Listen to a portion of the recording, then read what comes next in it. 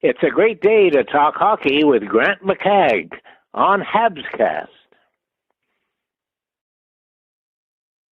Oh, a fine day when Canada wins, blows out France. I guess that wasn't a surprise. How about that Alexander Texier, though, eh? Wow, what a game from him. We were appreciative of that little cough up there in the first period that led to, I think, the third goal. Speed Burns, baby. Stoner on the breakaway. Nobody could catch him. Stone, I got to give it to him. He was the one guy that I thought last year at the Four Nations was just couldn't keep up with the pace, but he's still maybe the slowest guy out there, but he's just such a smart player. That line, the IQ of that line together, we're talking 400 plus IQ between those three, hockey IQ, eh? Marner, Stone, and Crosby. They just they're both three of the smartest players in the league, it's safe to say, all on the same line. Yeah, good point. That's so true. Yeah. Celebrini, some people, they're saying like, maybe you let the kid take the shot. He's the one that drew the penalty. He's fourth in the league in scoring. Of course, Cooper was going to have the kid take the penalty shot, and he puts it in. I thought that was kind of cool. Of course, they had the camera on Dad there, Rick, more so than Mom. But anyway, Rick was pretty happy. For those that don't know, he's like the physio guy for the Golden State Warriors in the NBA. So it's pretty cool that. And there's another celebrity on the way, which isn't shocking. I don't know if you've seen when they've panned out and they've shown the younger son, but he's a heck of a player too. And hey, geez, I what a surprise! Dad's like, I'm sure they've been doing sit-ups since they were 18 months old. But anyway, yeah, they pretty cool that. That Celebrini has come over and played so well. Go Germany, go! Have I told you, Rick, that I think Tim Stützle is like one of the best defensive centers in the league? I haven't mentioned that to you, have I? No. Okay, and that Moritz Seider guy. Wow, is there a better defensive defenseman? And the goaltending, German goaltending. Anyway, the U.S. has to win by 10 goals today against Germany. You're wondering where I'm going with that. So yeah, go Germany, go! Make it a game, please. Yeah, we're pulling. He's gonna, Stutzle's gonna dive right into this game and really play strong, I think, today. Yeah. Oh yeah, dive right into the game. Good one, Rick. So you shaved, did you? Yeah, actually, unwillingly I got a brand new shaver, and I didn't realize it cut quite a bit better than the other one did. It's like, oh boy, look so at you went all the way. You had a big bear patch, and you said, "Okay, time to do it."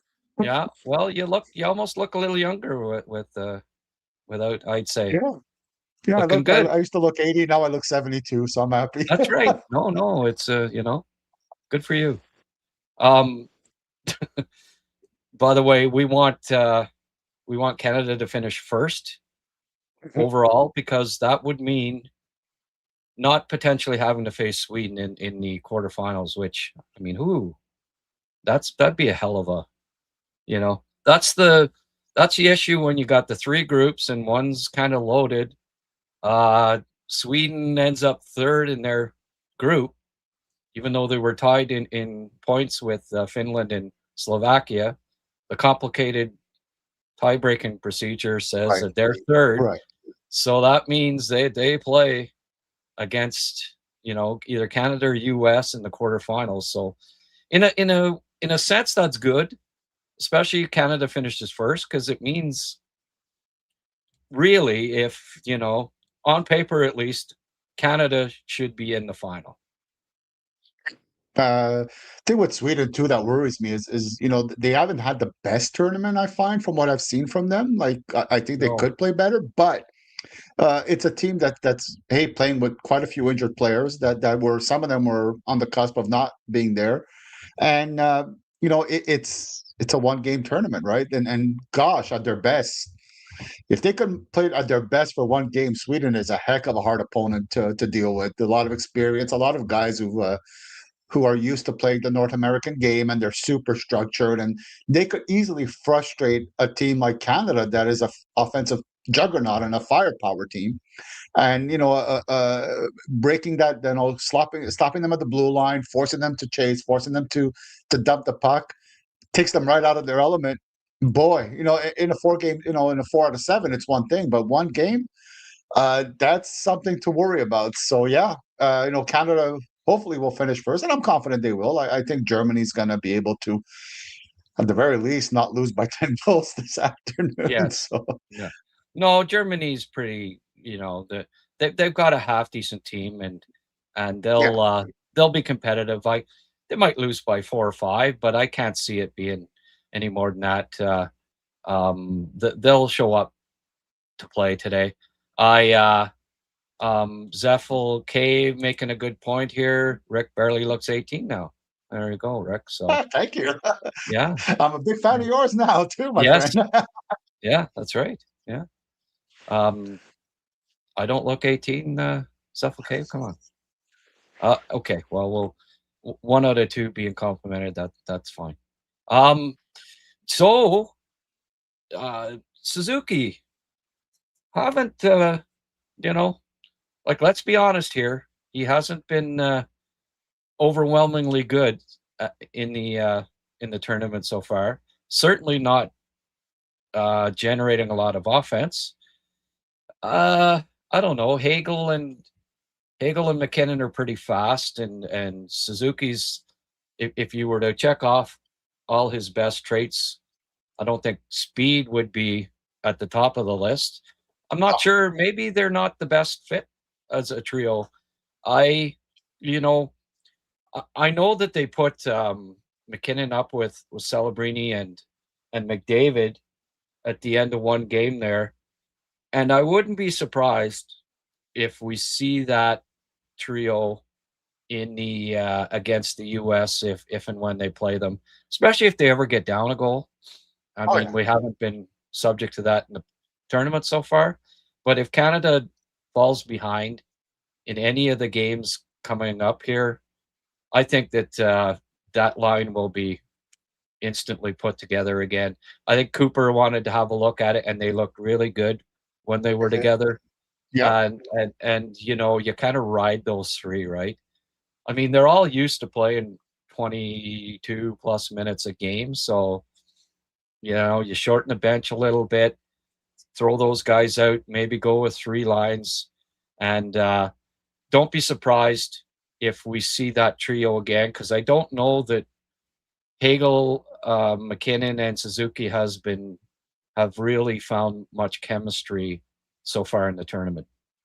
It's a difficult game for Suzuki to play on the wing, and not being able to crisscross and get it, have more open, because he's really good at finding open spaces and getting in and out of areas and finding little openings, but he's limited now. And one thing about him that he's done fine is his defensive play's been good. Like he's broken up plays. He's always solid that way. That's no problem. But right now, it's a hard game for him to go to the corners, get the puck, and just being stuck a little bit and not knowing where to go, or at least being limited in his options. It's part of, and I think you've seen that in the past when players that have big roles on their team are forced to play a lesser role. The first time, especially, it's hard for them to find their bearings and find a way to be successful. And another thing too is he likes to have the puck on his stick. He does things with the puck on his stick. When you got McKinnon playing out that line, that puck is on his stick more often than not, and he seems to be more comfortable looking for Eagle than Suzuki. So there's a real possibility that Suzuki's role is going to be a lot more limited as this turn as the Olympics progress, and with Marchand coming back, we think he's going to be back the next game. I think John Cooper is very comfortable with Marchand, and he'll want to use him, I think. So, but it's fine. I mean, you got to have those quote unquote support players, and in this tournament and this Olympics, that's Suzuki's role, is to be a support player and to be ready if they need him to play bigger minutes. Yeah. Well, I mean, they have him on the second line, so presumably he won't go from second to being like the 13th, but we'll see. What they might do is move up McKinnon to that top line. Although, I mean, Wilson's playing okay. And have maybe Hagel and Marchand centered by Suzuki type thing, right? Like, there's a lot of possibility. Sure. A lot of things that they could do, and that would be one of them. I do find it a little bit interesting that the Florida guys get put on the fourth line all the time by Cooper, right? Like, is that just coincidence? You know, you got a 50 goal scorer in Reinhardt. Oh no, fourth line, and Bennett. Well, 13th forward. You know, we'll put you on the fourth line every now and then. You're only the reigning Conn Smythe Trophy winner. You know, it's anyway. I guess it's just coincidence, but there is quite a rivalry too. Like all this pugilism that there's been between the two Florida teams lately. You know, yes. It kind of reminds me of the Canada Cup when Glenn Sather took 8 Edmonton Oilers and there were 4 Islanders, and they weren't necessarily getting along. And Larry Robinson was telling me his story, like, you know, he got them. Larry stepped up and said, look, you know, he had a little chat with them, and he said Mike Bossy reminded him of it. Paul Coffey, reminded him of it. He said he'd forgot about the speech that he had, but he addressed them, Larry, the vet, with, you know, that everybody respected, and said, you know, check your egos your animosities at the door. We were playing for Canada. We were playing together, you know, because the tournament started and they were kind of at two ends of the dressing room, and there was kind of some friction there between the Islanders and Oilers players, and just, you know, we're all on the same team here. Let's work together, play together, and they did. They mended fences, played together, and of course ended up winning the tournament. Was it 84? It might have been 84.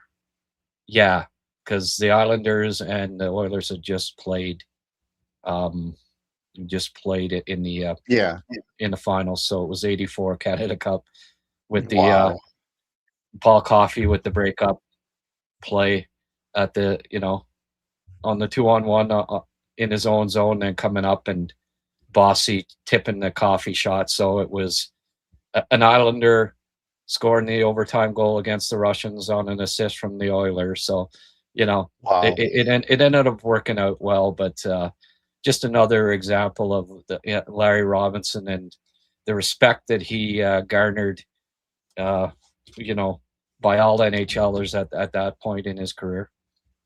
So maybe John Cooper puts Bennett on the line with Marchand and Hagel, the three of them together, and say, guys, get along. Yeah, that's right. That's right. Put you all together here. Yeah, exactly. No, good point. Good point. Parayko, I tweeted out today that I hope, you know, that the live chats, it dissipates the Reinbacher for Parayko suggestions that I keep getting in the live chat. Are we going to get any of those today? I hope not. No, probably not. No. Anyway, it was one bad sequence, and I think Parayko's been okay in this tournament, but I really liked Harley. I think Harley, you know, Morrissey, I expect back. Will Parayko come out of the top 6? Doughty, I think, has been very good. Yeah, Doughty's been really good. I don't think I'd take Doughty out. No. Morrissey, I guess part of it's right left, eh? Yeah. Morrissey is a lefty that was playing with Parayko. Is Harley? I don't know if Harley's a lefty or right. I believe he's a lefty if my memory serves me right, I believe he's a Okay. lefty. And the problem too with Parayko in his defense is that these are not the kind of games where he's going to shine anyways, right? When you have a 6-goal lead, Parayko is not. You're not worried about Parayko too much, so you have to you hope that when it's going to be one of those tighter games and you need that big penalty kill, maybe that's where he gets to shine. But you got to have the leap of faith that he'll be able to do it. Is always the problem, right? So yeah, these games are not important in a sense, but they are important in another sense. So I don't know. His job is not his position is not secure when Morrissey comes back. Yeah, well, I mean, Morrissey's definitely in the lineup.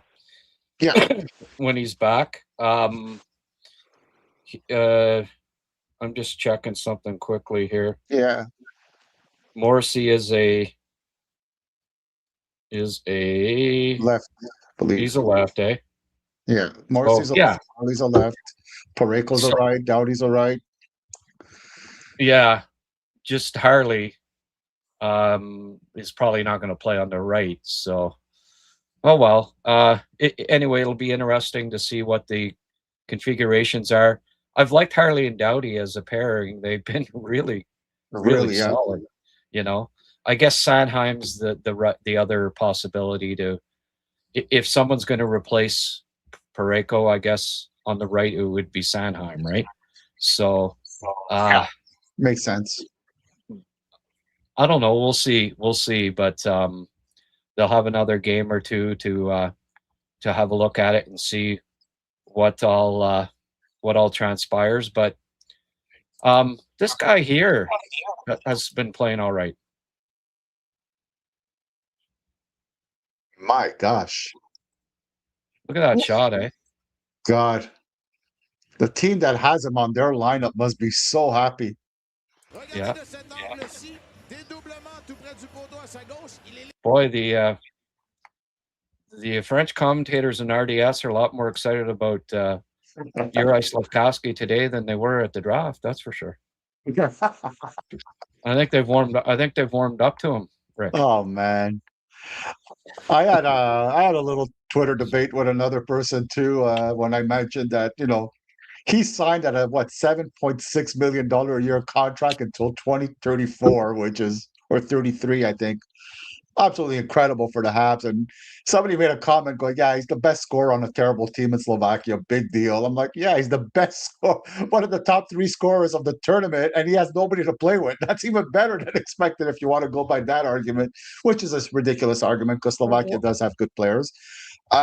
Look, he's doing what he's doing in Montreal. He's carrying a team on his back almost. And I'm not saying he's doing it alone in Montreal because there's other players, but he's really carried this team for Slovakia. He wants the puck. He's making things happen. He's dominant in every which way, and he's just the leader for them. And they're just riding on his level of play. It's just been incredible to see him become a man as a player, if you want, to mature into the player we thought he could be. Oh, Gaborik was saying, like, they were all making great comments about him. Like Gaborik too, saying, he's only just getting going here too. He's already a special player, but it's 7.6 million, not 6.7, but I think you said 7.6. Sorry.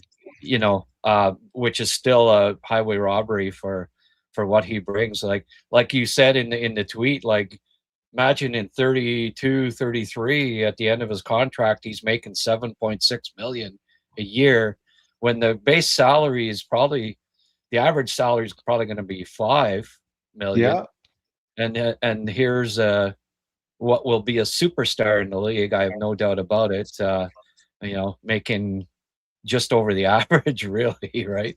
Unreal. So, yeah, that's going to prove to be a steal of a contract. And I thought at the time they were smart to sign him to that. The Canadians, you look at those, especially when you compare all these to Kaprizov's contract, like the 17.6 or whatever, just ridiculous that Guerin didn't there's no way that they should have said, okay, whatever you want, here you go, sign on the line, 17.6. That contract, I'm sorry, in 3 years is going to look disastrous, I think. Exactly. Kaprizov has won one playoff series in the NHL. I put a lot of stock in what you do at playoff time, and you know, which is why I think Matthews' contract is ridiculous, and and he'll be signing another one soon, and he'll probably be north of 15 million, which again, good. I'm glad it's you guys. Like double what Kaprizov, more than double of what Slaf makes a year. Unreal. I mean, come on. We'll see, but I think Slaf, playoff time, he's going to be so good when he's 24 in the NHL playoffs. Yes. And that's one of the main reasons. And if you've ever seen the video of Slaf on the draft, and they're talking, and Bobrov's saying, like, just the way he stepped up in the big moments, at the Olympics, at the World Championships, in the Liga playoffs, where he was outstanding. People looked at the point totals and thought, oh, well, he didn't have a point per game, so how can you draft him first overall? Well, I was fortunate to be able to scout those games, and very few goals are scored in the Finnish playoffs, and his points were actually top 5 or top 3 on his team. And this is a 17-year-old playing in Liga playoffs, which is very high caliber. And people kind of just look at they don't delve deeply into it and everything about it, and they don't watch him. And everything that I saw from him in the playoffs in Liga that springs,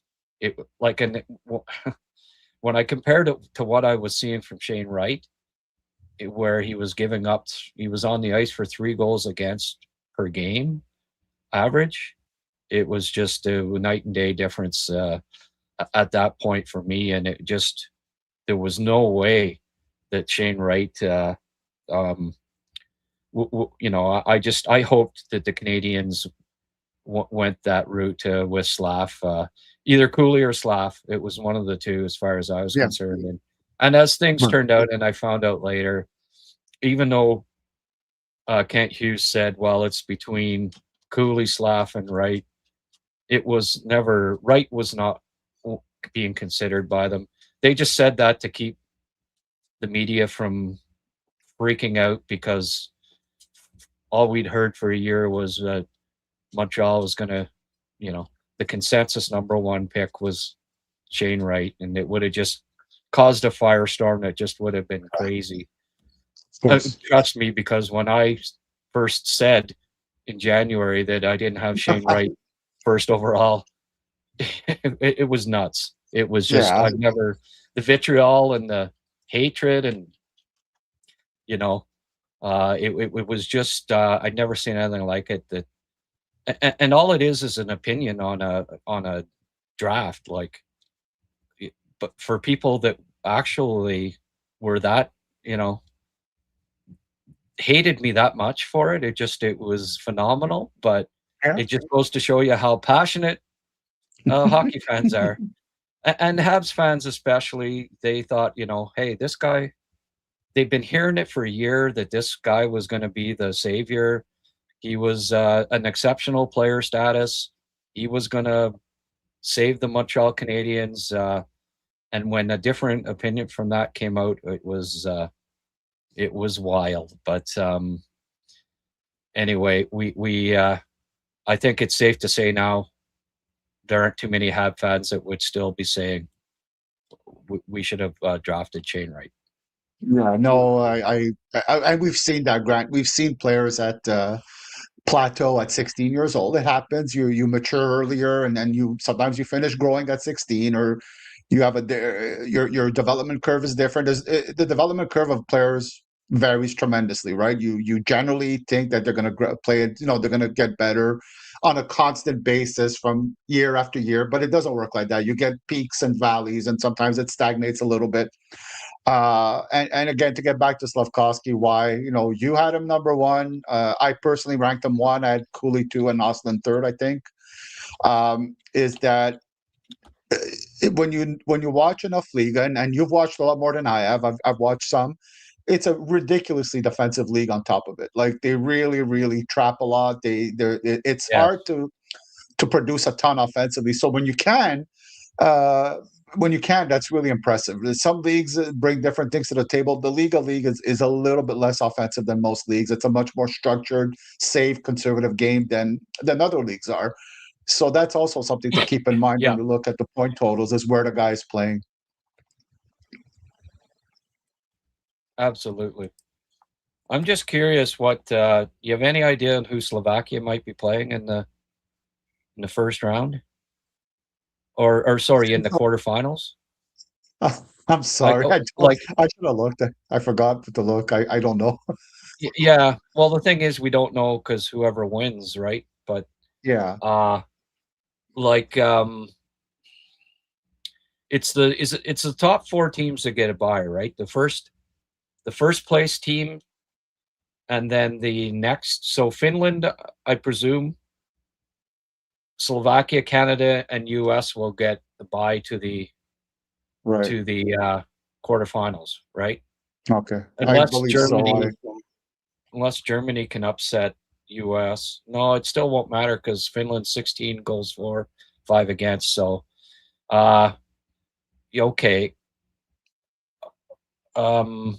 Out of the other teams left,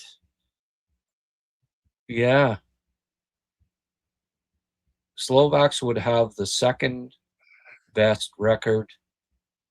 So, no, the third best record. So they'd end up playing the second best team that makes it out of the preliminary playoff round. Well, you never know, but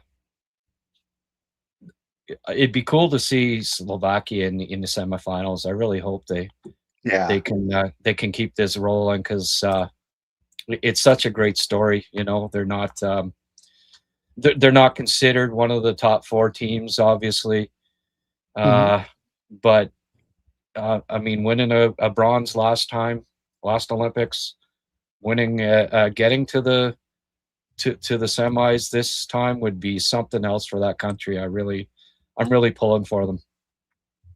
I do. I agree with you 100%. It's fun to see one of these nations coming together, and we know how much it means to them, and how it's gonna electrify whole country. And boy, and they play fun hockey, and they're fighters, and they're scrappers, and they give it all they got. So yeah, I hope they do well, and not just because of Slafkovsky, but I really want to see a lot of them play well and have some success. Yeah, someone's saying Canada, US could face up in semifinal. I'm not sure how it goes. You'd think the top two seeds wouldn't, but I think it's however the brackets are. I don't know. I'd have to look at it, but hopefully not. Hopefully the two best teams don't play in the semi, but if they do, well, imagine if it was Slovakia and Canada in the final. That would be pretty crazy. Oh, yeah. I'm in for that. Count me in. Yeah. I love that. Hey, you never know. They beat Finland already once, so it's not out of the realm of possibility that they could do it again.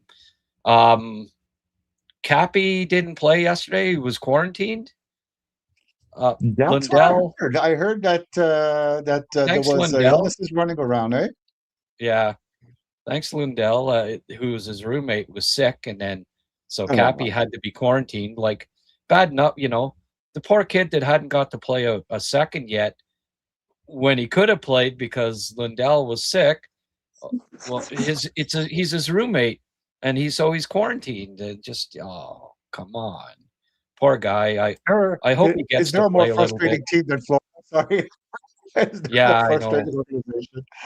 Yeah. Mark, thank you very much for the $5 donation, and as he mentions here, please like and subscribe. Yes, and you can also copy what he did as well if you feel if you feel so inspired. The well, I mean, safe to say that Texier, Suzuki, and Cappy have been a little quiet, but Slaf's making up for it. He's carrying the he's carrying the Habs flag at the Olympics here so far, carrying our hopes on his shoulders. He's been just absolutely fantastic.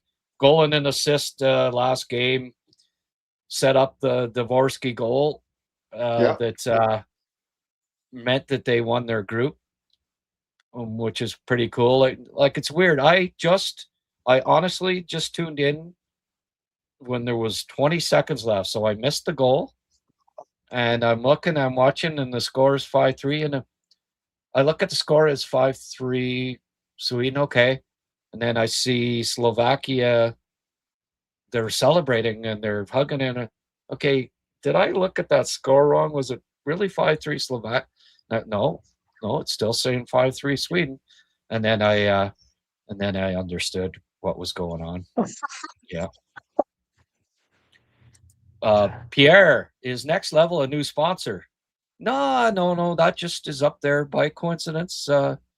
Yes, yes, Pierre. Next Level is a new sponsor, and I'm going to go to their hockey school in July to a seminar or a conference and speak, and I'm really looking forward to that. But yeah, Mike has signed up. He is now a proud sponsor of Habscast, and we're really looking forward to working together. Next Level is a hockey school in Montreal, by the way. Owen Beck was one of the people that went there a couple of years back, and he's he got a lot of training from Mike and his dad and his brother, the whole group. Check out nextlevelhockey.com. Go to their website, check it out. Great place to sign your kids up to get some tutoring, some great instruction. Just great guys and a great company. Yeah, 4 more sponsors to go, and we can retire. Yeah, well, yes, something like that.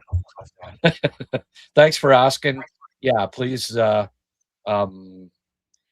check out Next Level Hockey, and they're the best. Okay, the other thing that I might want to, since we're at it here, Yvan Cournoyer, he got his flooring from logsend.com. They're a West Quebec based company. That's where their plant is. Showrooms in Stittsville, which is just around the corner from where I reside. Great people. What they do is they take logs that have been in the Ottawa River since the 1800s, believe it or not, sitting at the bottom of the Ottawa River, bring them up, trim them off, make flooring out of it, and it's absolutely just the nicest wood flooring you're ever going to come across. Go to logsend.com, check out their website, check out their products. You won't be disappointed. Tell them that Grant and Yvan sent you, and they'll look after you. All right. Awesome. Very happy. Nice to have sponsors.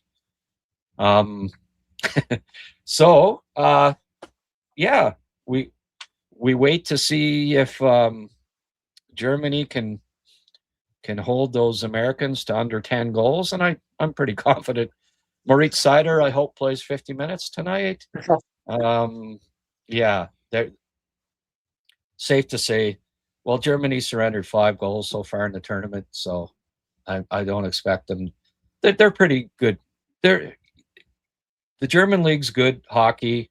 You know, the players that aren't in the NHL are good players, yes. and Germany's probably, I don't know, 6th, 7th best nation that's at this tournament. So I think they'll be in the game. U.S. hasn't run away with any games, so I don't expect it to be any different today. And that's even with a team that's led by the awesome captain that he is, Austin Matthews. Even despite that, Eric. Yeah, the Germans are a little bit like Finnish hockey in a sense, right? Very, very, very good athletes generally. They tend to be, physically strong and capable of playing with a lot of pace for a lot of minutes. They're incredibly structured. They know they can't deviate from their structure, and that's another occasion for them to frustrate the opponent, suffocate them, swarm the puck carrier and really break down the plays. And guys, some of the players in the States, I don't know if they could handle that very well. Austin Matthews being one of them, right?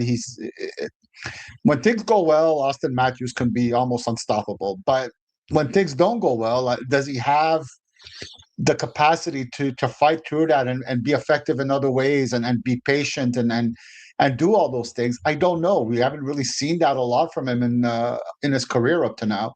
So, and another thing too is the States can get very emotional when things don't work out for them. And is Austin Matthews the calming influence that could lead them?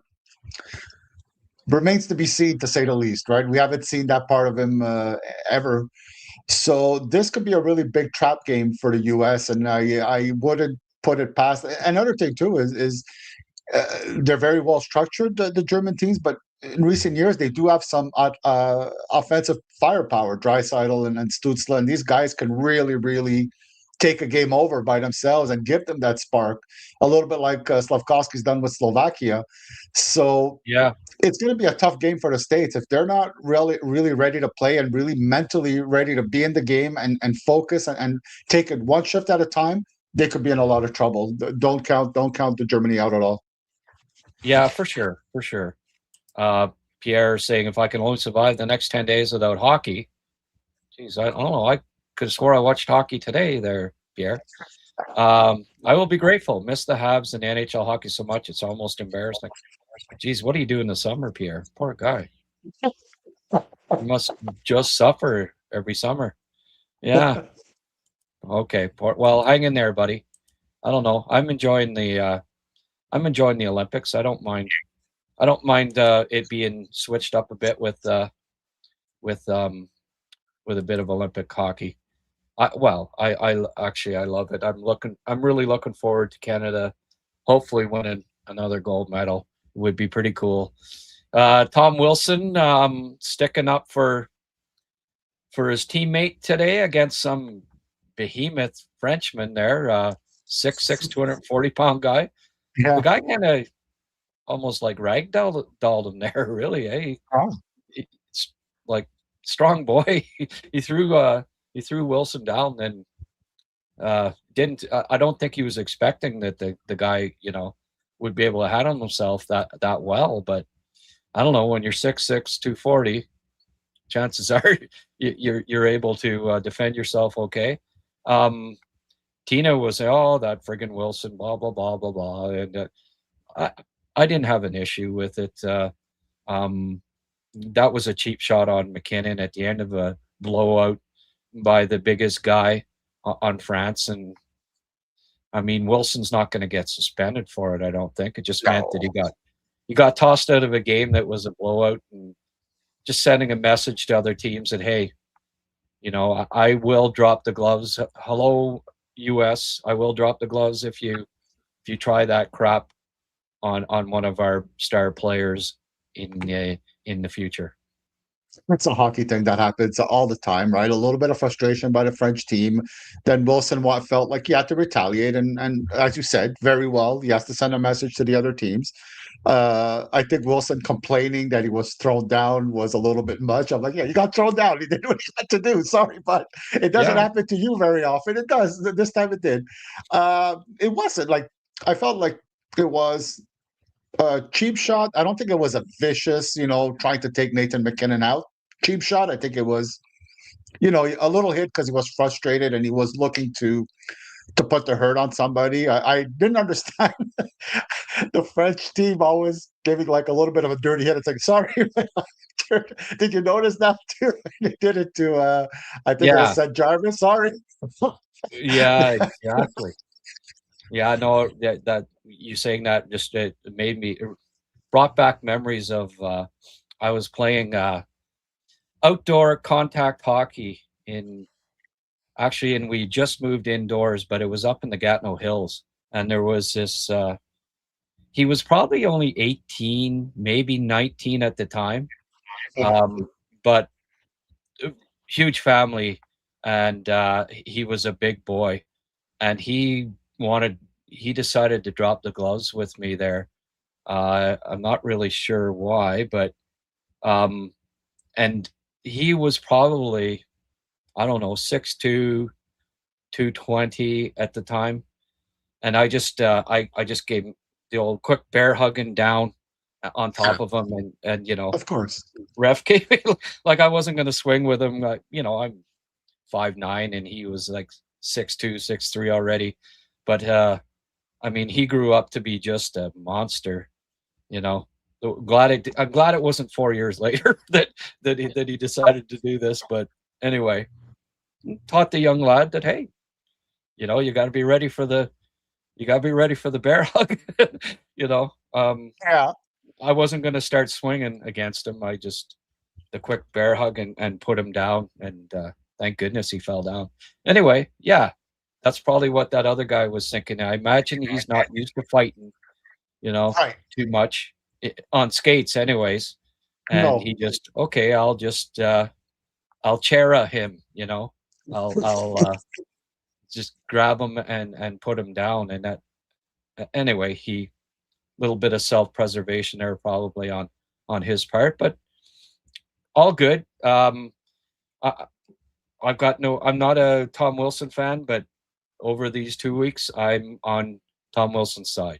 So he's one of us. Yeah, and at the end too, Nathan McKinnon seemed to be very frustrated too. At last shift, he started like trying to just go after people a little bit too, and I was like, well, good for him, but maybe not a good idea at this point. And then he hurt his leg a little bit. Hopefully, it's not serious, but you still don't want to be bothered by anything like that for the last few games. If you could be at 100%, it's much better than being at 85, right?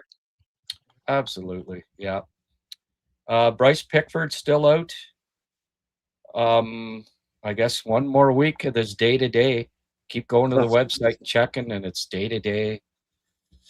They could change that to week, maybe. But anyway, he's been out. Papanicus hasn't been doing a lot.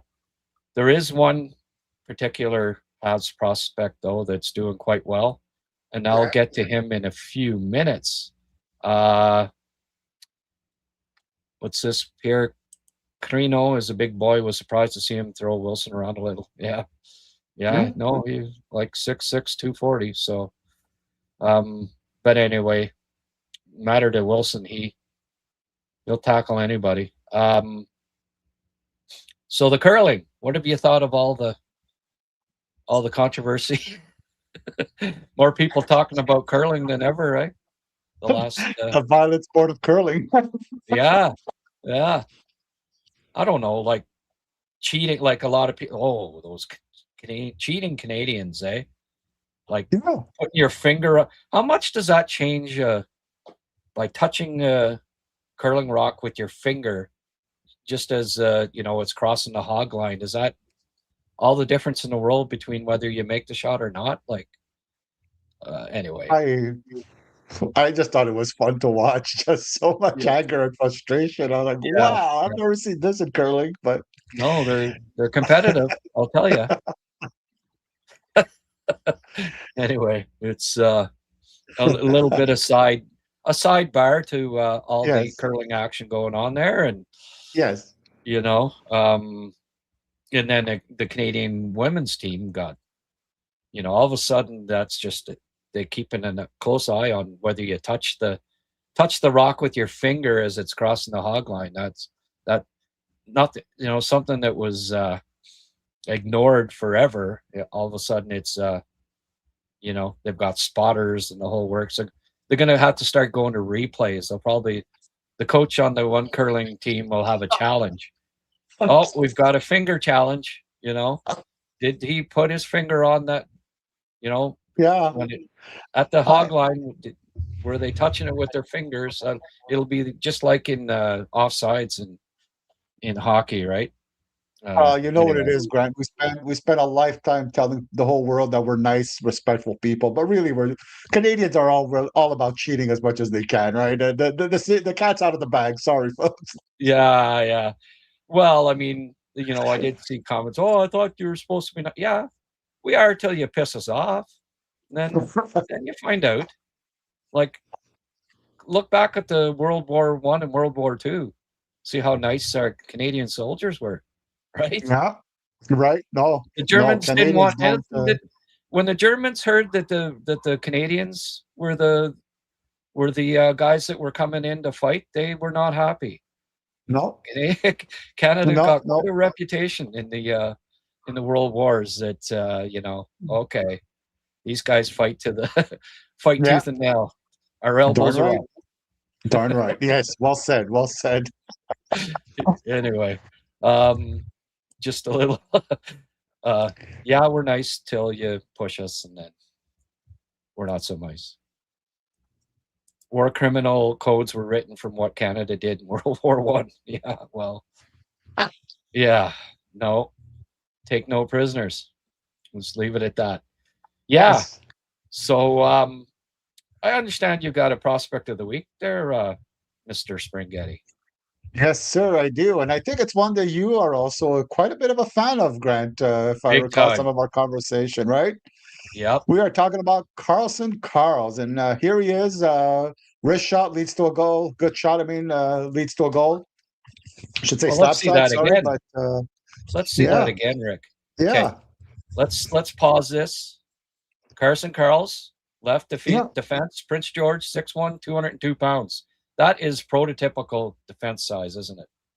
It is, and he has been on fire since he came back from the World Junior break. He is at a point in every single game Prince George played this year. Look at that shot, really a nice one. On the power play. Yeah. And here he is, another one. I think this is a game-tying goal with only 2 minutes left. Prince George came back 3 times. Oh, that's the same goal. Sorry about that. Oh, no They worries. keep showing the other guy who was not involved, but here it is. Yeah. Okay. So he's up there, number 4. There he is, moving the puck around. He's gonna just make a quick pass just to open up the play a little bit. Boom. And it's a game-tying goal. Nice. With only 2 minutes left in the game. Yeah. Here it's a 3-on-3. Look at how fast he just takes off. He looked like a figure skater there. Yeah, beautiful edges, beautiful crossovers. Yeah. And here, he's been on the ice for over a minute at this point, 3-on-3. Look at that pass. Boom. Just a perfect bullet down the ice. Nice. And it's a goal. Beautiful. And they win it in overtime on the road. A little bit of cockiness there. Yeah. Oh, he's a good hugger, too. Yeah. Here he is. Little defensive breakdown by Prince George. Look at him come back, covers his man, breaks up the play quickly on the other side. Nice. So he can play some defense. There's good burst of speed there. Yeah. Oh, he can skate. He's a beautiful skater. He is. Here's good positioning, blocks a shot. And watch what he does here. There it is, blocks it, comes back quickly and finds his man. But look at him. He keeps skating while the other one did slow down. Almost led to a goal right there again. He's got great awareness, Carson Carels, for a guy that's known as just being defensive. He's a bit deep down here, but look at how quickly he's going to come back in the game. He won't be gone for too long. He's going right back into the play. Nice. And right there, he's leading everybody. There used to be a number 4 that did that on the Bruins that come back pretty good. Yeah. Oh, and he blocked the second shot here. Now, some minor things to work on. Maybe a little bit of, and for almost every prospect, right? A little bit more quickness, maybe going backwards. Now, Tommy Lafreniere is a very good skater for Kamloops. Beats him a little bit on the inside. Not so bad. The goal opportunity was more on the other defensive partner that maybe should have stayed in the middle. And here a little bit, sometimes he forces the play on the puck management, right? Puck shoots into nobody, and here again another one. Lacks a bit of patience, tries to go over, maybe shouldn't have done that. But I had to find some areas of improvement, Grant, to because not everybody, no prospect is perfect, but I felt I was really pushing it a little bit in Carson Carels' way. To me he's a top 5 pick at this point of the draft. Grant, he plays so many minutes. He plays really good defense. He's partnered up with Anisimov, a Russian defense who's very much offensive, but mistake prone. He covers for him, but he could supply offense too. He plays a ton of minutes. He seems to be able to score, or at least help score the big goals, produce some offense. He could be physical when the occasion warrants. He could be a little bit nasty. He blocks a ton of shots. He's never shy about getting in the way of shots. He just brings everything to the table that winning teams want in defensemen. And I got all kinds of times for Carson Carels. Yeah, Carson Carels, folks, Prince George. Yeah, I've liked him since the summer. I really liked him at Helenka, and thought I thought he was top 5 at that point. And slowly but surely, you see on lists him moving up.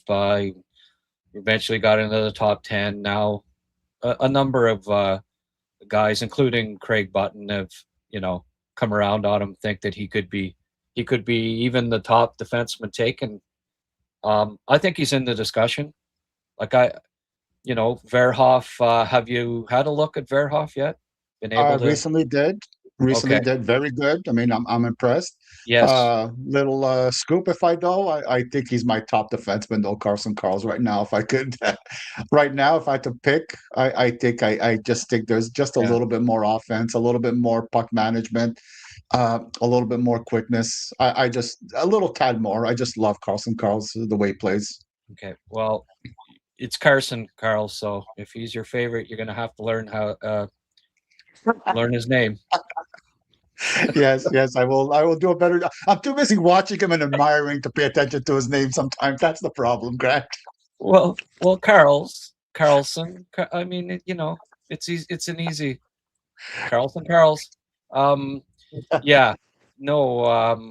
Carlson from WKRP. That's maybe why it's just stuck in your. You're probably too young to have. Well, you saw repeats of WKRP in Cincinnati. Oh, of course. I'd love to watch repeats of them whenever I could. Yeah. And the famous Thanksgiving episode is definitely a classic of all time, right? As God is my witness, I thought turkeys could fly. Yeah. Mr. Carlson. Line from Mr. Carlson. Yes. Dr. Johnny Fever, Jennifer. Yeah. Herb was my favorite. And I also loved Les Nessman, right, when he talked about Chai Rodriguez or something like that. Yeah, Chai Rodriguez. Whenever he had to do the sports report was pretty good. No, that was an absolute fabulous. And Bailey or Jennifer, it was like Marianne or Ginger, right? Tended to go with I was more Marianne and Bailey. Same here. Yeah. And I think most did go that route, but I certainly had an appreciation for the other two as well. Back in the day. Yeah. I wouldn't have, if they'd asked me to buy them a drink, I wouldn't have refused, even though I was, 8, 10 years old at the time. All right. Back to hockey here. Carson Carels, folks. Carson Carels. He is a hell of a prospect. I don't know. Some people like Reed a little more. Some people, Smits has to be in the discussion there too. Have you seen him at the Olympics? Yeah, a little bit of him. He's been so good, and he's the end of the year. This is at this point of the season, right, Grant? So we got a few months left, and the way things change a lot in March and April, and then a lot of hockey still to be played. I mean, Smith could in there, and they're all in the mix. Basically, I think that we got 4 guys in the mix, and we know they are, and any one of them could be number one defenseman on the list, and I'd be totally in agreement or understanding. At least I may not agree with them, but I would understand any of the 4 to be on that list. No problem, anytime. Yep. Baby, if you ever wondered whatever became of me. Yes, Ken, we're talking WKRP in Cincinnati. That's why you can't come in halfway through the show. You gotta, you don't know what you missed, Ken. I come in and you guys are talking WKRP. Yeah, you're darn right. Yeah, all because Carson Carels got it. Oh boy, yeah. Dr. Johnny Fever. Yeah, Herb was probably my favorite with those suits, eh? Yeah, he was quite a character. Oh, I mean, I like Johnny Fever too. There were just all of the characters were great. Hell of a show. But I digress. Back to hockey here, because if I don't get talking hockey soon, Pierre is just not going to be able to handle it there. Yes. Do we know what injury Pickford's suffering from? We do not. The WHL does not reveal these things. Upper body injury. We know that. So I don't know if he got his head, rung or what the deal was there. Maybe a shoulder. Lots of times, typically, it's a shoulder injury of some sort. Got it popped out or something like that. Corey Urquhart, Frankie Flowers. What are you bringing up Corey Urquhart for? Best center drafted since Koivu? Is that because that was my headline? Is Michael Hage the best center drafted by the Canadiens since Saku Koivu?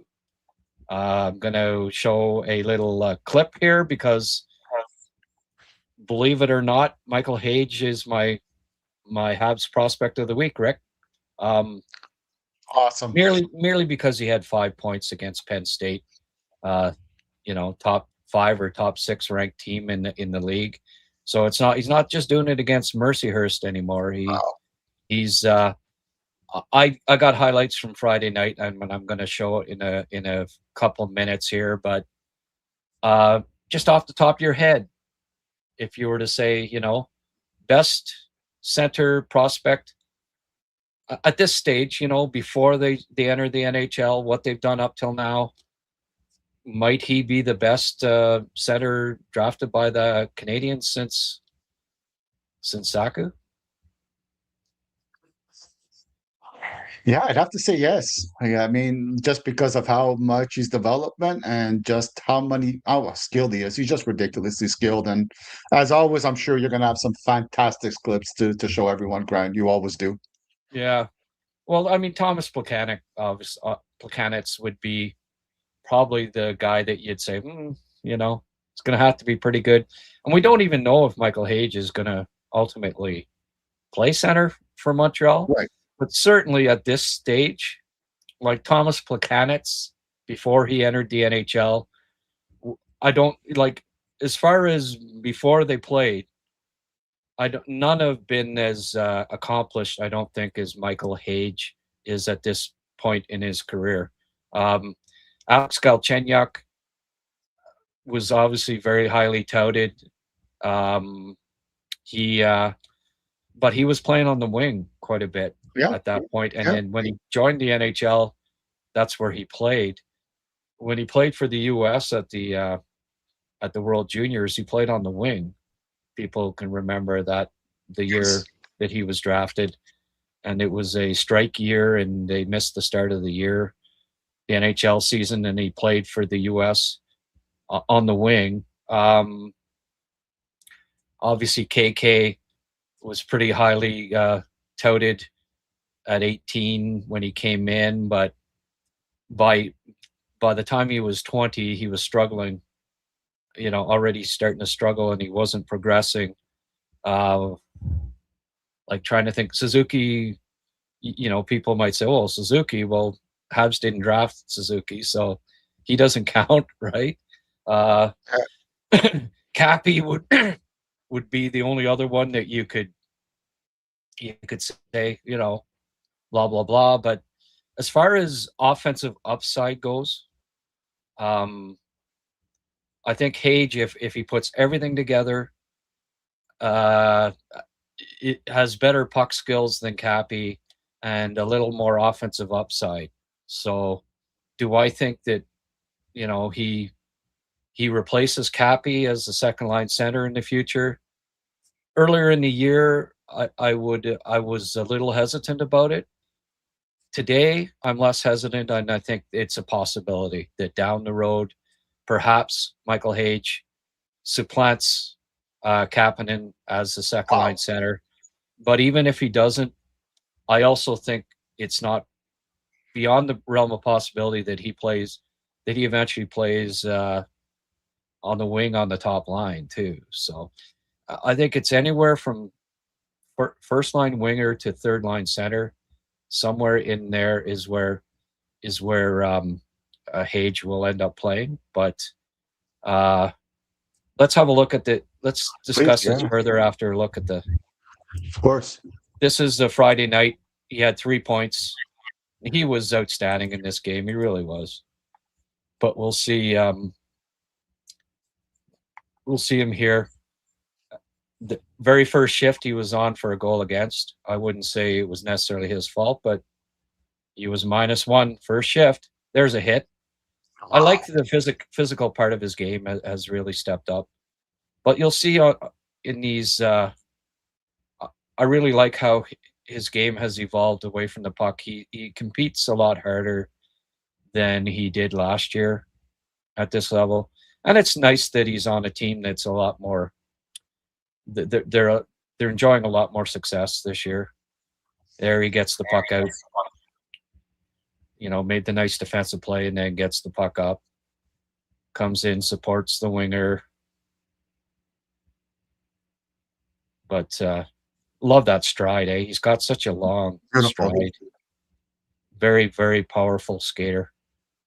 And there was a beautiful pass that started another offensive chance.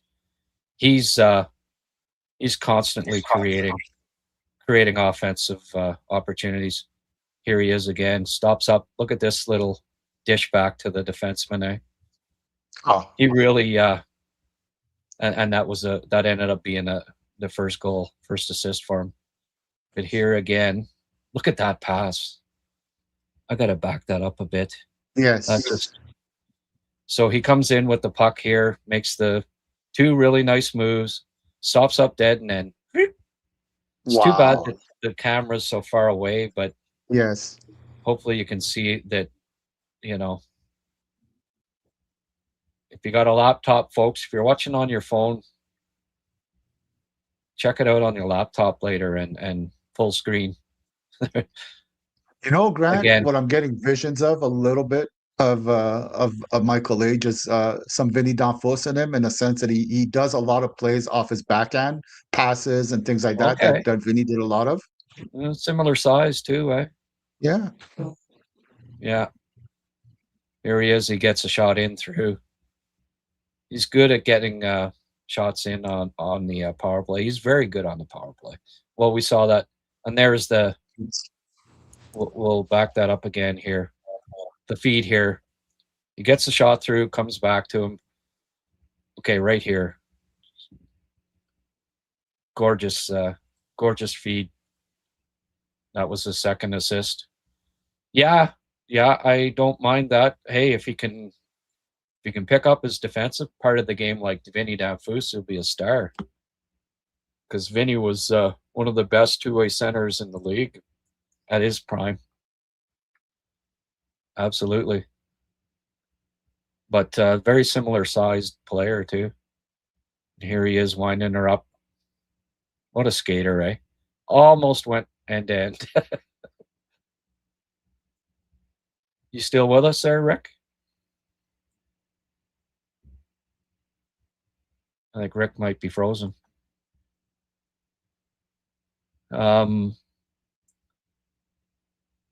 Yeah, here he again, rushing with the puck. Looking solid. Eichel type. Yeah, not quite as big as Eichel, but I wouldn't go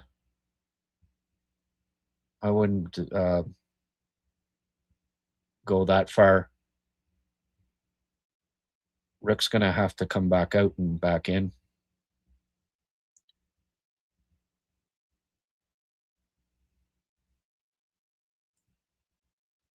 But you can see here he runs things on the Michigan power play. He is the main man.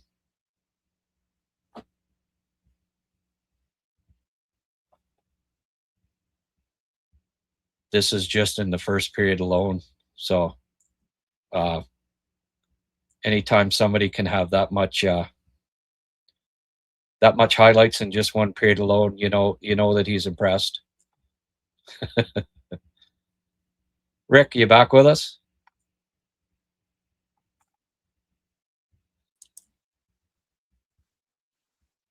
Oh, you're gonna have to turn on your sound there, Rick. I can't hear you. I can see you okay.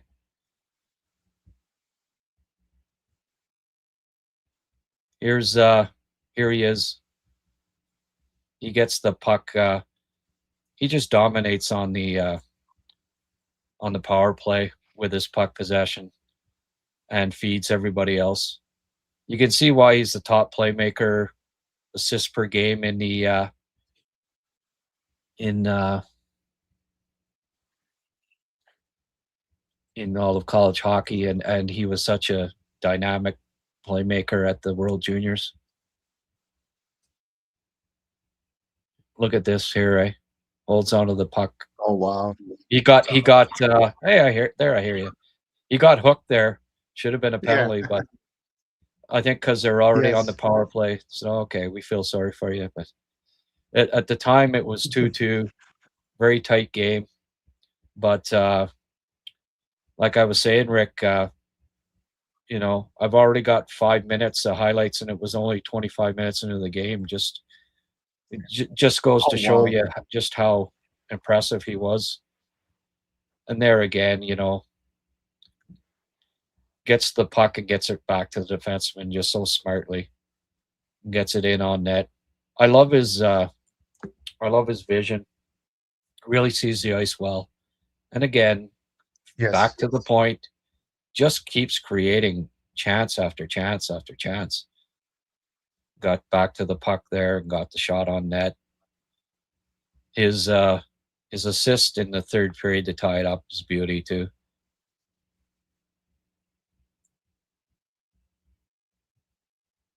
That was it right there. Capacity to force breakdowns. Let's just see. He goes around and then feeds it on the behind the defenseman's skates right to the Barnett and puts it in. Beautiful goal. Beautiful setup. And again, back to his defenseman. Must be nice to play defense with him because he feeds the puck through lots. There, I just put it on full screen. That helps.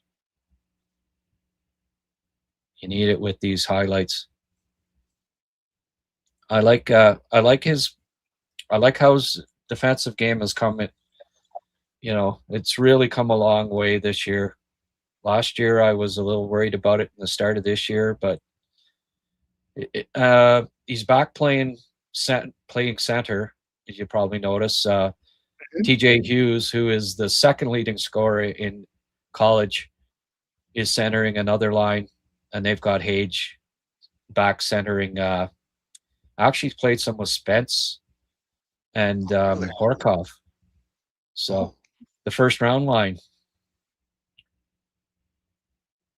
Actually, Spence, I guess, went in the second round, as it turned out, right? Yes, he did. Surprisingly. Yeah, but you see how we just back that up a bit. Yes. Here he is on the back check, right? Gets the nice puck protection there. Wow. He's really gotten a lot stronger. Last year, at times, he was a little shy, maybe about the physical end because of his size.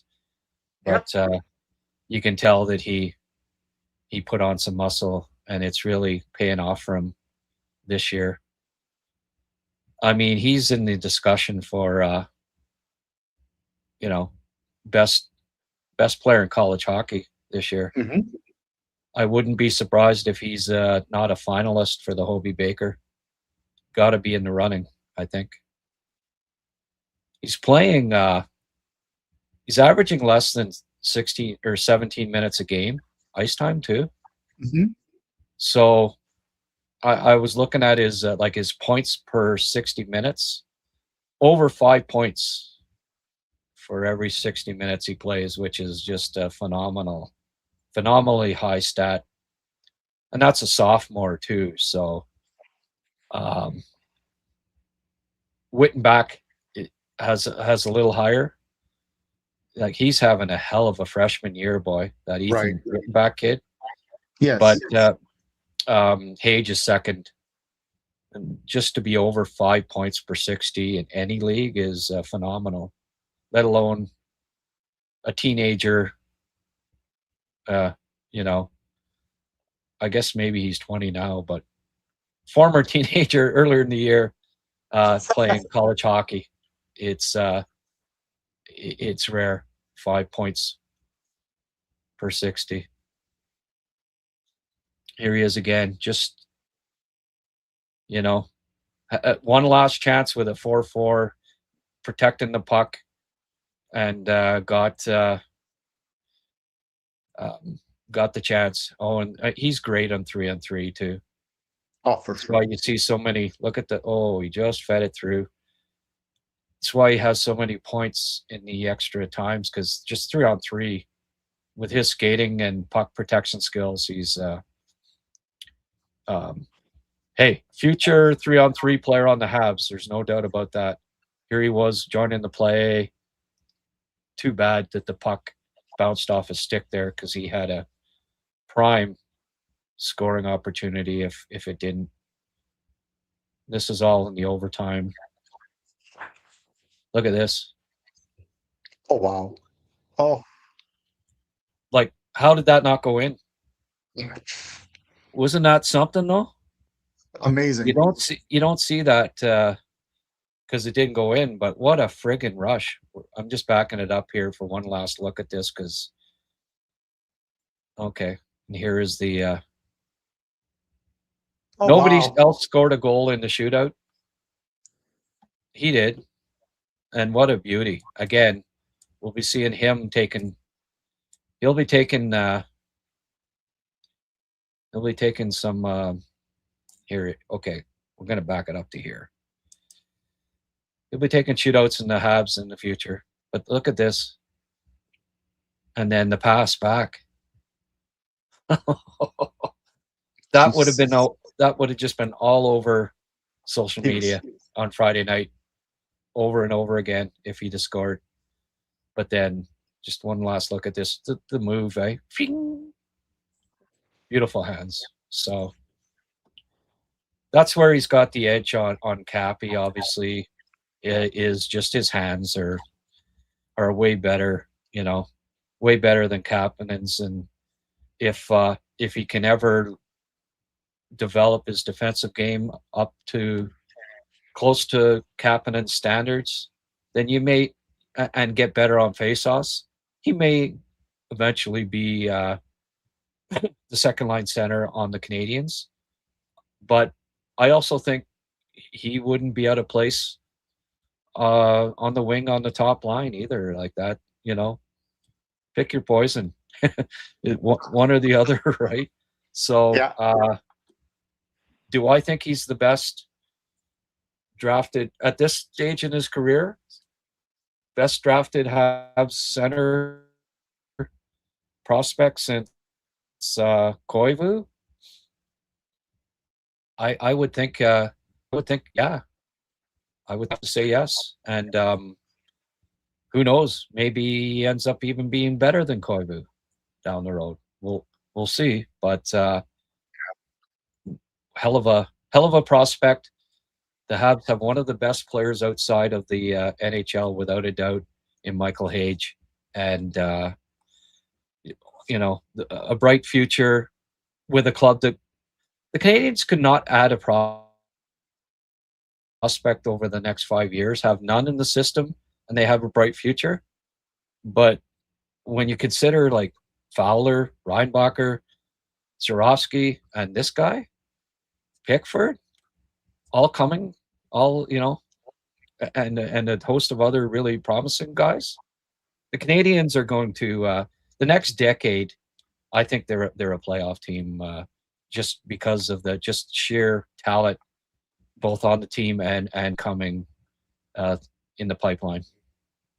Right on. They're going to be able to those players are going to either be valuable to join the team, or they could be fantastic trade baits if you want to get like really special players to join. And that's what you draft. We always say, right? You don't necessarily draft players with the idea of saying they're going to be in your lineup. Sometimes you have to think about them as assets. Maybe in your lineup, maybe for another team to acquire something. You kind of have to not look at it as a personal thing. But man, those clips that you showed us, Grant, again, fantastic.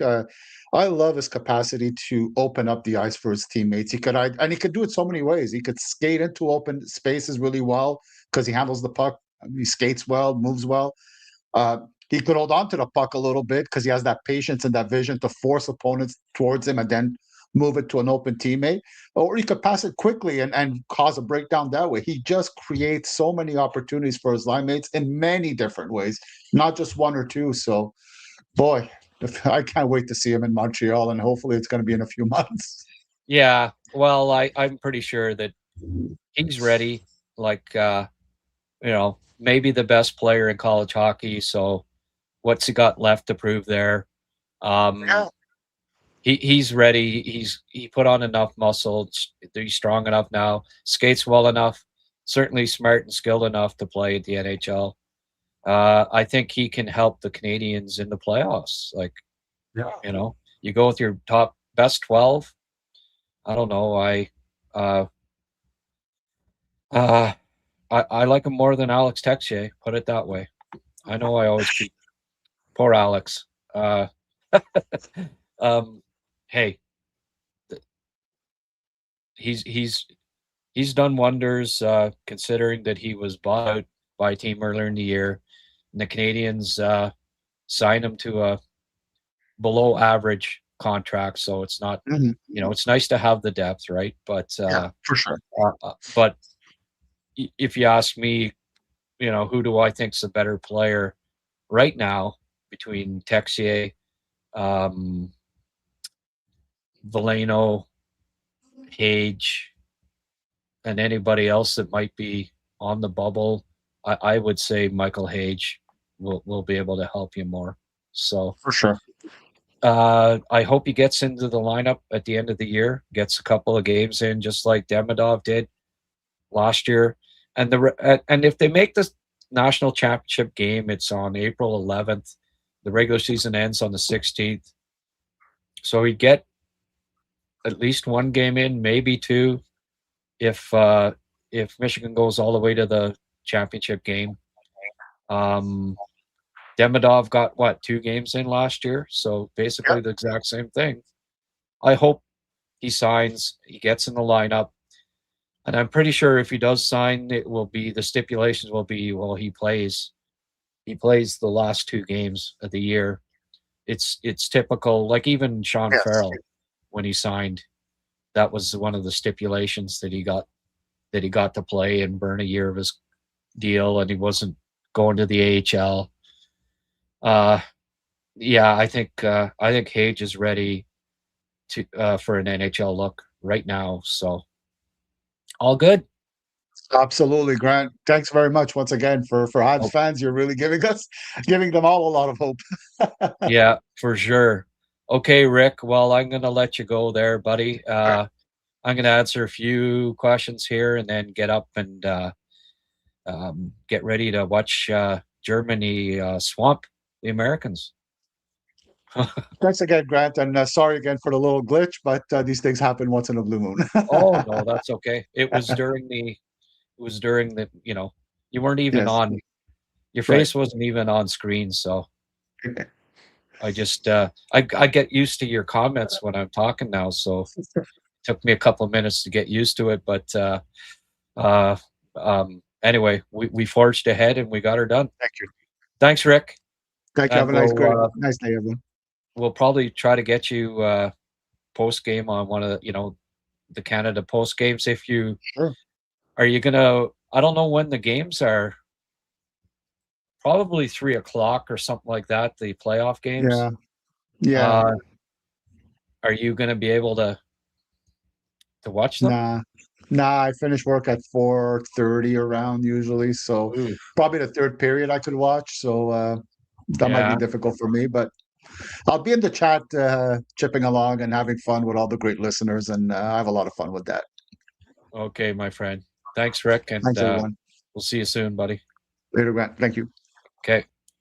Rick Springhetti, folks. So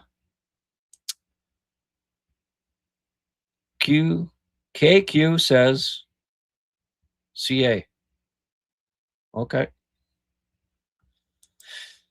Francis Savoie. Hage and Zoroski going to take Kapanen and whose spots? Well, I don't see Zoroski taking Kapanen's spot. And one of those two might end up being on the third line.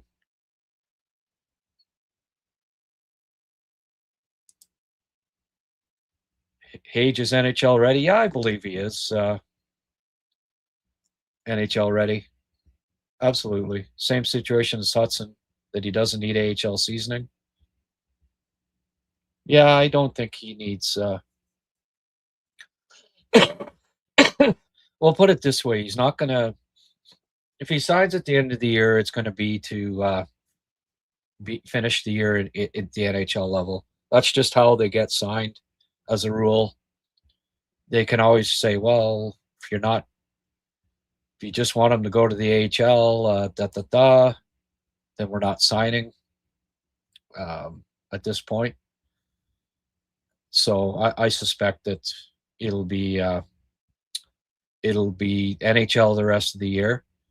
And if it looks like he's not ready and he needs a little seasoning, doesn't have a great camp next fall, then he goes to the AHL for a bit. But he'll end the year with the Canadiens. Whether he plays or not, that'll be up to him. Slaf is a monster combine. To Ivan Demidov, just sad there's no Russian team. Yeah. Well, I have my opinions on it. It's not sad. It's sad that Putin has invaded Ukraine. That's the sad thing. I'm not crying any tears over Russia not being at the Olympics, considering the circumstances. McKinnon is a little too erratic for his two current line mates. His unpredictability suits players like Crosby, McDavid, or Celebrini. Nick being pairing well with Marner and Stone. Well, they're not going to change the Crosby, Marner, Stone line. Those guys are clicking. Their IQs combined are sensational. I do not see there being breaking up that trio of Crosby, Marner, Stone. What I think may well happen is that McKinnon will move up onto that top line, and maybe, Hagel, Suzuki, and either Wilson or Marchand with Suzuki centering. That's a possibility. He is better. He is better at center than he is on the wing. I think that's, what we conclude.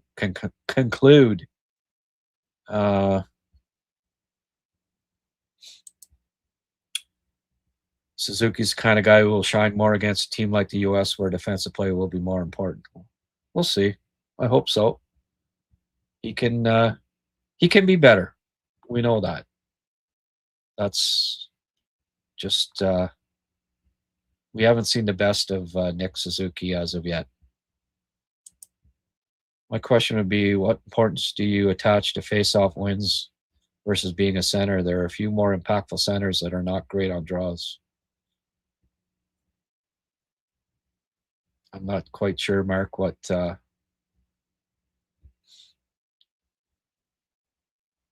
you might want to expand on that a bit.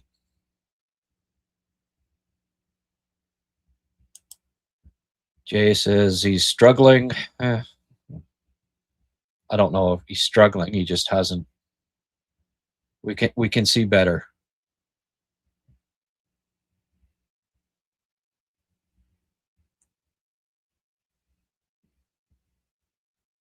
Wilson isn't suspended. No, well, Harley left shot. Yep. U.S. might be second seed versus Sweden. Could easily lose the game. Canada may not play U.S. in the tournament. No, I know. Team USA can't win. They have Matthews. Well, there you go. Value of the Slaf, Hudson, Suzuki, Caulfield, Gooley contracts is insane. Second to none in terms of value as a group. Yeah. Yeah. Absolutely. The Canadians got really good contracts there. Even Matheson, really. What he's getting paid for a guy that plays 23 minutes a game. It's a bargain. Which site are you using to view game stats from the Olympic hockey games? Oh, well, I mean, IIHF, I use a bit of whatever, like Flash Score, IIHF. I guess Hockey Canada could too, but a beast on each line, Slaf on the first, Slaf on the second, Doc on the first, Slaf on the second, Anderson on the third. Perhaps Florian on the fourth soon. Yeah. Slaf probably will get a favorable matchup in quarterfinals if the speed is right. It's France or Latvia, then in semifinal, Finland. Geez, it'd be real cool to see Slovakia make it. So Canada is going to end up playing like Sweden or US in the semis, and then it's kind of a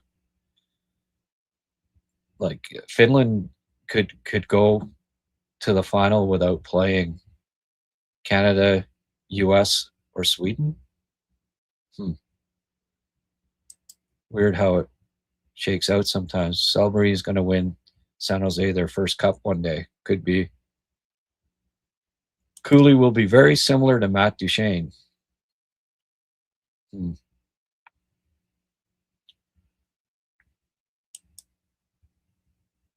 Canada and US could face up in semis. Yeah, well. Or Canada, Sweden, I guess. Canada's management not impressed with Wilson. Why? Just from what you saw on that. I don't know about that. Just from the camera shot of them not smiling. just worried that he might get suspended, I think, more than anything.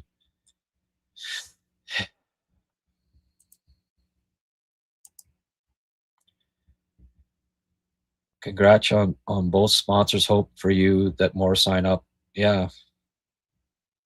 Well, I don't know if any of you have contacted Logs End, but their contract is up in a couple of weeks, and if nobody has been, they won't be renewing. So if you haven't done so yet, or know somebody that might be looking for some flooring, it would do me a world of good if you directed them towards Logs End to at least contact them.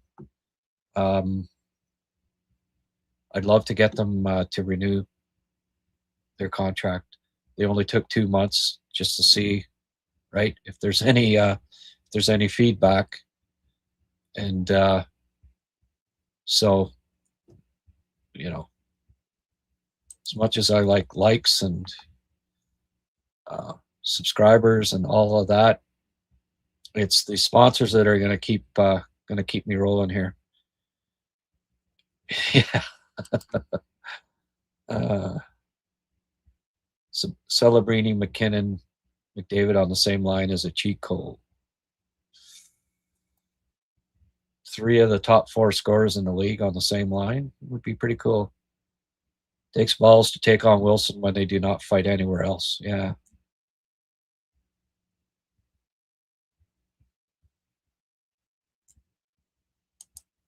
Wilson can take one of the catch-up boys out of the game. McKinnon can easily take Wilson's place on the wing. I'm not quite sure what that means, Mirage, but sure.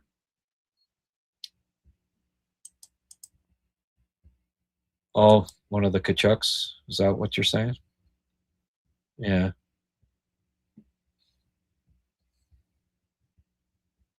So you're saying drop the gloves with a Kachuk, first period, take them out. All right. Sweden is 1-4. Karma? You talking about the curling? I wish there was fighting in curling. Would bring up the ratings big time. Full contact curling, I think, is the way to go. Like when the guys are sweeping, the other team can come out. And that would make it very interesting, I think.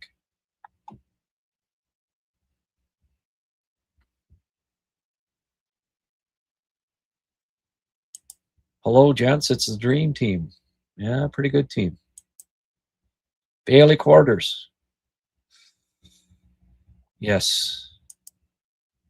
At pick 32 will be tough for the Habs to get a great first rounder in 2026. Okay. Well, there's only 31 picks this year, so you're pick 32. You're picking in the second round. Ottawa doesn't have a first round pick this year, folks.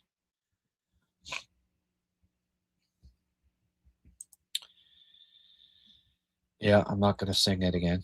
Venus flytrap. I read the chat to somewhat catch up. Yeah.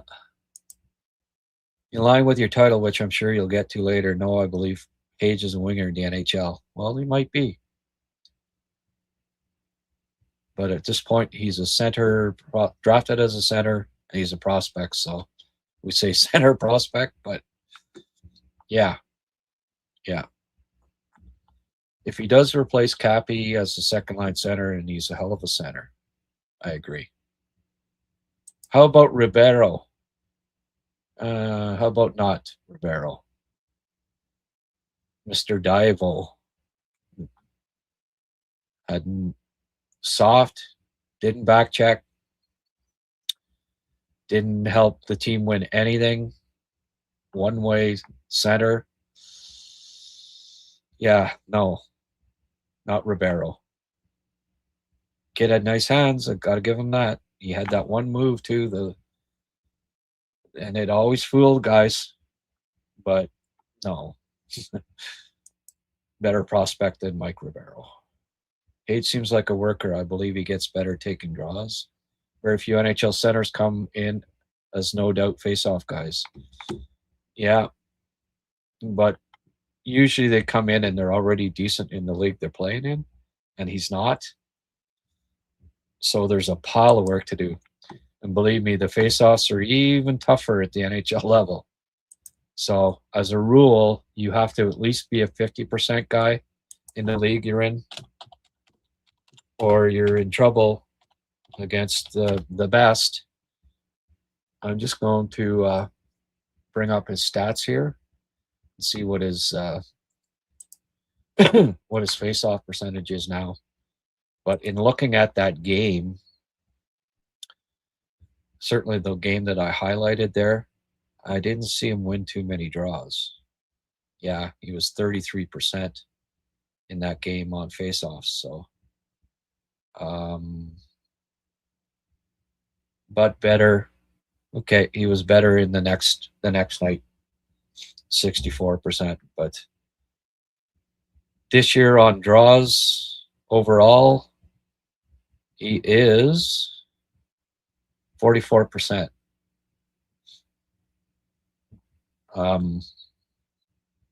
So that's definitely an issue for him.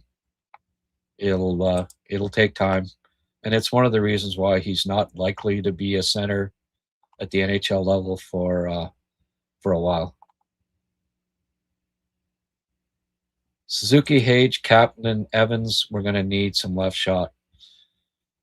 The fourth one there would be Deneau, not Evans. If you got Hage playing center, it'd be Deneau, and he's a as you know, he's the left center. Has there been a center come in the league and be top 10 in draws a rookie? No. Nope. McKinnon is arguably the best or second best player in the league, and I wouldn't consider him a great face-off guy. Yeah. Well, he's better than Michael Hage at face-offs and as a hockey player.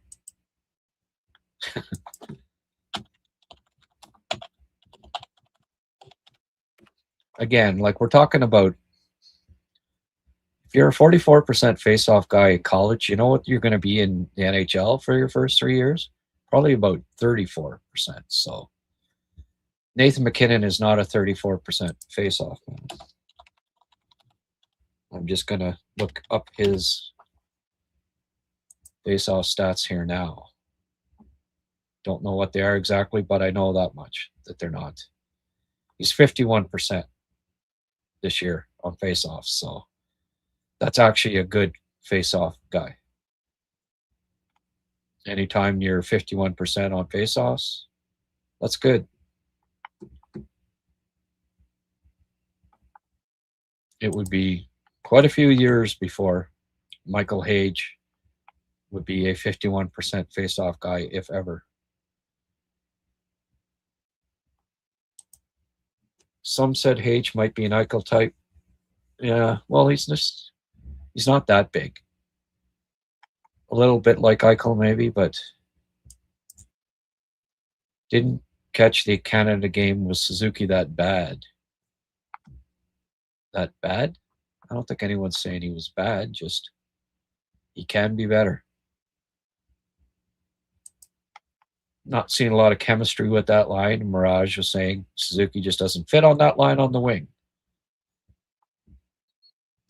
Owen Beck is starting to score. Yeah, well, about time. He only had like 2 goals on the year, so Beck's looking good. He's getting showcased for the trade deadline here.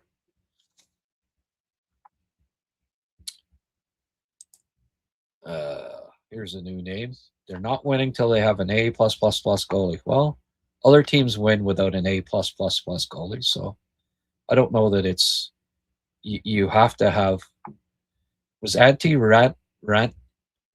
Ranta an A++ goalie? Was Chris Osgood an A++ goalie? I mean, I can go down,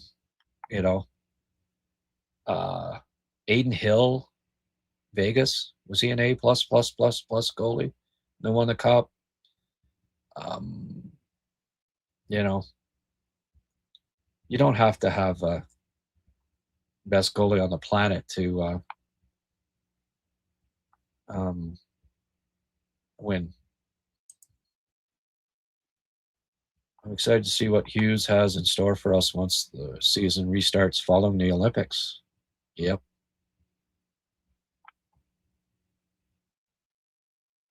Yeah, Kenny's saying above average goaltending. Yeah, that's what's going to. Horvat with Suzuki and Marchand. Possible. There's a lot of different possibilities. Suzuki might even be the 13th forward. We'll see. I didn't think that would be possible going into the tournament, but if we end up seeing it in the playoffs in the medal round, I wouldn't be shocked. I don't want to see it, but could totally see Hage on first line wing before the end of the year. Yeah, it's a possibility. Doc centering one of the bottom two lines. The third line, I wouldn't mind that either. If they don't find a big center before the trade deadline, maybe Doc's your answer, right?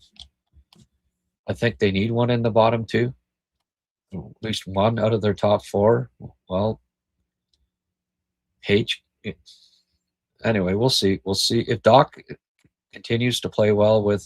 It'll be tough to move him from the first line. But if there's any struggles at all, Hage comes in and he's impressive. It'll depend on how Doc plays, and it'll depend on how Hage looks, and it'll depend on if they pick who they pick up at the trade deadline.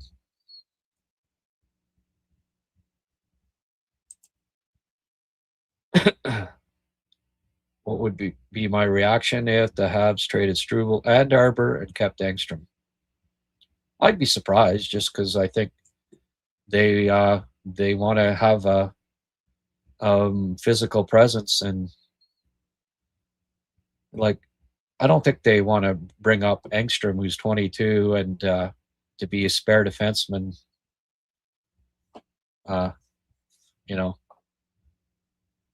Sit and playing 8 minutes or whatever on his. I don't know. I'd be surprised. I wouldn't be necessarily be angry about it. I just don't expect it. They're not. They may well trade one of those two. Both, I don't see it. We don't get rid of line A, but Hage and line A on power play 2 wouldn't suck, eh? No. That could be the guy that feeds line A. Say they put all lefties on their good side and got a right hand. Yeah. Hudson, Dobson, Gooley, White Cloud, Matson, Carrier, and eventually Rhino. Yes. Exactly.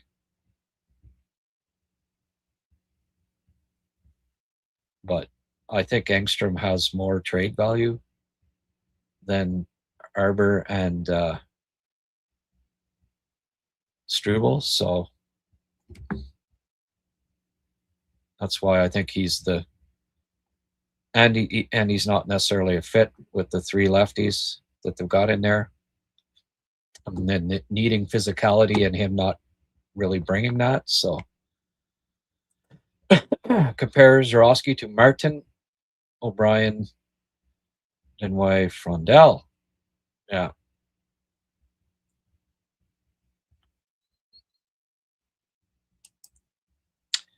Hughes and Bedard are the only two impactful centers that are bad at draws.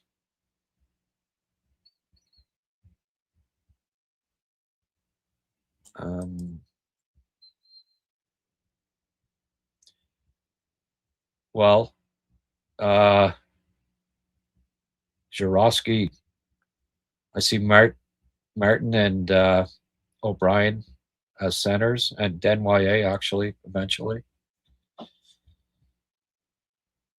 Compare him to those guys. Well, I don't know. The one he'd be closest to, I guess, would be O'Brien. But he's not as good as, in my mind, as those four.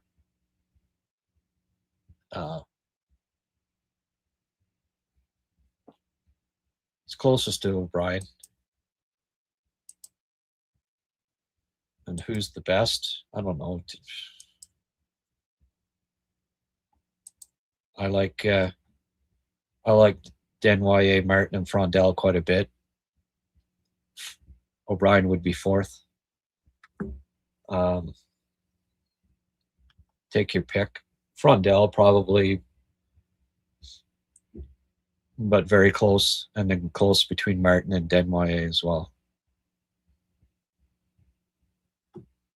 Jarowski's fourth. He'd be fifth on that, in that group for me.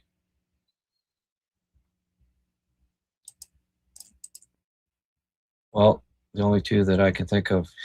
Yeah. Reinbacher was very solid yesterday. Heck of a game. I haven't had a chance to look at it yet. I saw a few shifts, and but yeah, he's not on the ice for a lot of goals against. That's for sure. I'm just curious. I'm going to look up his stats here. Bear with me for a minute, folks. So a lot of the regulars aren't making it out for these non-Hab. We don't see Sheldon too much.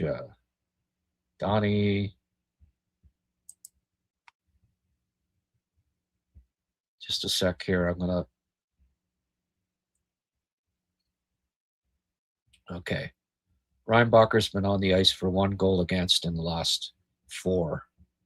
And it was yesterday. But I like that.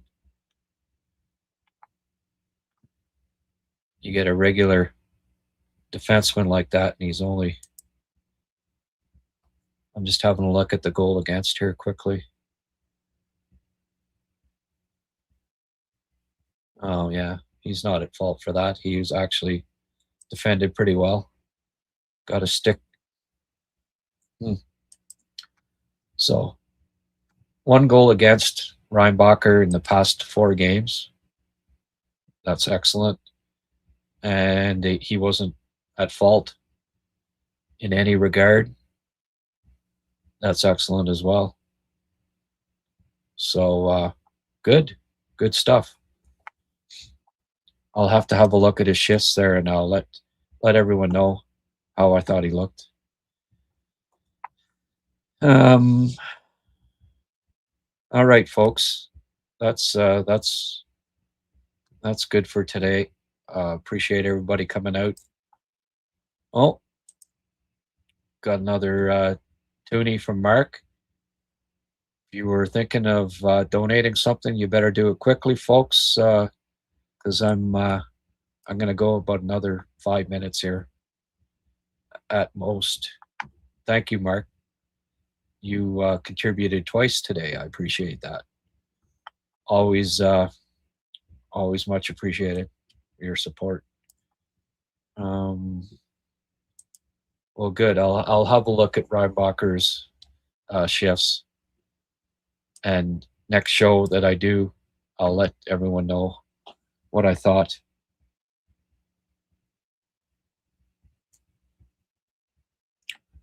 Anything else, folks, or are we?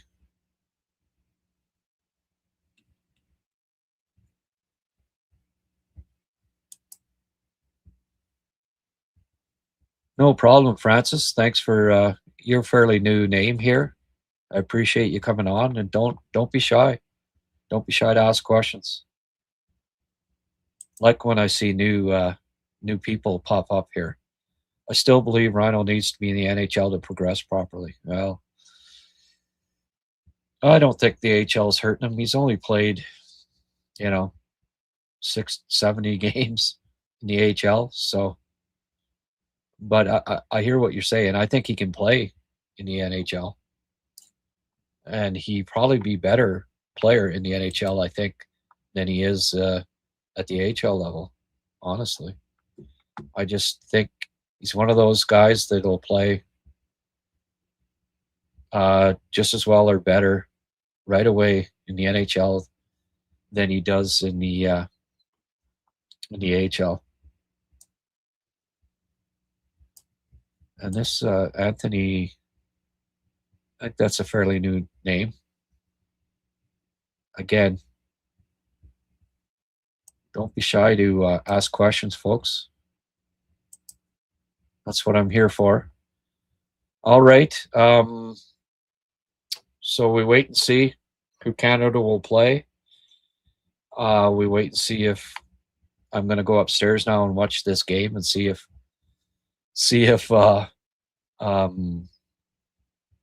Germany can hold the mighty U.S. Captained by Austin Matthews to hold them to under 10 goals. Pretty sure they will. I guess I can't do a show right after. I guess the Slovaks won't be playing in the first round there, so.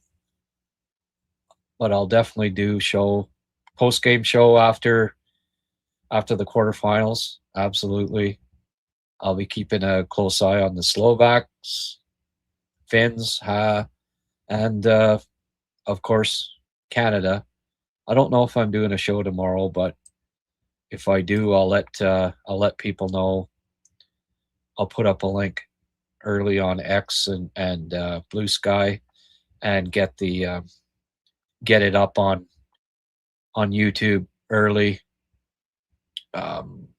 Make sure that you get notifications if you're a subscriber to my YouTube channel, and you can get notified that the next podcast's coming up. All right. Thank you, everyone. Thank you, Drum Dude. Thank you, Mark. Great chatting with everybody as always. Go Canada, go Habs, go Slaf, go.